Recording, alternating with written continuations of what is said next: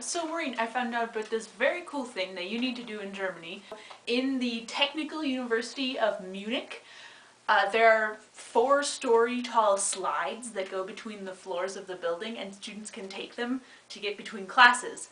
So, you need to go to the Technical University of Munich and ride the slides and take video of going through them, because that sounds like the coolest way to go between classes. In Montana, we just go in snow and there's deer and they don't run away from you.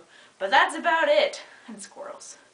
So, that's my challenge to you, because that's really cool. And also, Alina, I don't know if you know about this, but one canoe trip, Maureen and I invented the evasive maneuvers of life.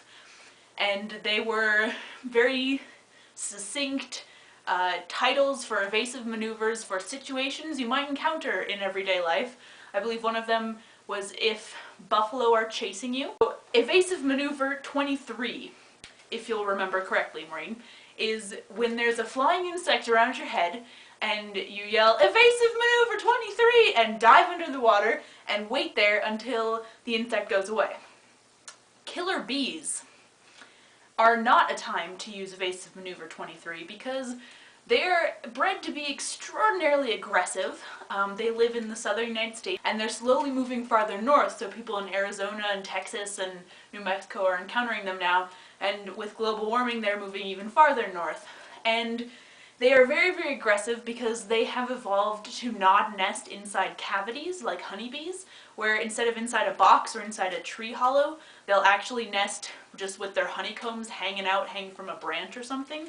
So they're very, very aggressive in order to protect these very vulnerable nests. So if you touch them, the whole colony will just single you out and kill you, pretty much. If you get stung by one killer bee, you will be stung by hundreds, and you will probably die. So the proper thing to do for killer bees is to run like hell as soon as you get stung by any of them. As soon as you see them coming, just run. And run through bushes or branches or something that they can't maneuver through as easily, because that'll slow them down. They know to follow you, even if they have no idea what you've done. They know to follow you because when they sting you, they leave pheromones on you. They're like little billboards that say, "Oh my god, this jerk just trashed our hive! Get him, boys!" And you have to run faster than they can fly, pretty much, to escape them. But escaping is only getting stung 50 or 60 times maybe, so don't run into killer bees. But under absolutely no circumstances should you ever execute maneuver 23 when you are being chased by killer bees, because it will be terrible. Because they're a lot smarter than most insects, and they have that vendetta against you from the little pheromone stings. They know you have fucked with their hive and they're going to kill you. So when you go underwater, they see you and they wait for you. And when you have to come up eventually, they're waiting for you. And the first thing to come up will be your nose and your mouth, gasping for air, and they see these lovely soft openings and they'll fill your nasal cavities and your throat and sting you to death inside your own throat. And then you'll drown with bees filling your throat. Don't execute maneuver 23. This happens in Panama a lot, apparently.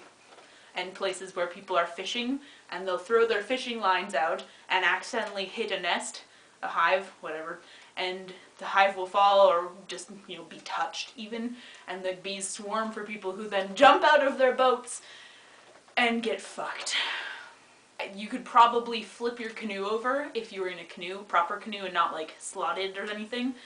Why would you be in a slotted boat? Never mind, that would be really dumb. Okay, you're probably safe. Just flip your boat over and you'll only be stung by whatever bees are trapped with you rather than the entire hive swarming down your throat. So there's some information for you. Also, did you know that they found dinosaur feathers encased in amber? But that's really cool. We could know a lot more about how flight evolved, because we don't really actually know anything about it right now. There's a lot of different theories and they're all kind of silly. But that's the news from Montana. I'm back in school. And somebody poached a moose recently. Dung beetles use the Milky Way to navigate at night,